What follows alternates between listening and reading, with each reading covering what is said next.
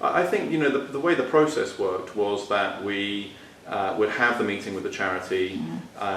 We'd then have a long Q&A session with the individuals who were attending the meeting, and then we'd have a session amongst ourselves, really, to go through what we'd learned.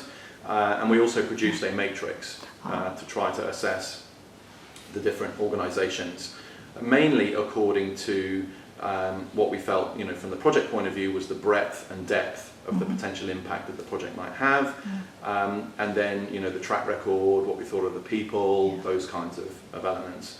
And really, by going through quite a disciplined process like that, I think we did come to a consensus view on what made sense for us and where our preferences lay. And again, as I said, ultimately it really came down to funding those higher risk projects, which the charities felt were difficult to fund elsewhere.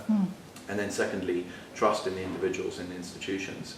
And on the high risk point, this process took place 3 or 4 years ago now, and most of the projects were 3 or 4 year projects. So we're coming to the end of the actual implementation phase of the projects that we funded now.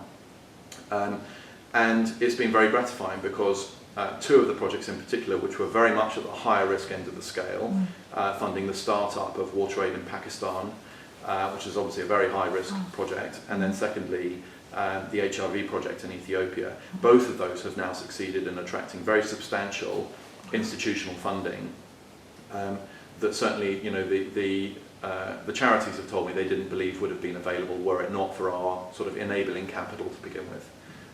So that's good. I think in terms of the overall results of what we've done, I'm very pleased with what we've done. I'm pleased with the decisions that we've made. I've learned a huge amount through the process, and I've been very fortunate to develop some great friendships and working relationships with some really talented people in the voluntary sector. I do think we could have achieved more, and I've learned a lot about that. And in particular, I think that the voluntary sector has a little way to go yet before they learn to speak the language and execute in terms of outcomes and tracking and delivering outcomes in the way which individual investors would like to see them to do that, particularly entrepreneurs. I have to say, I think entrepreneurs are very, very much focused on those kinds of factors in their philanthropic activities.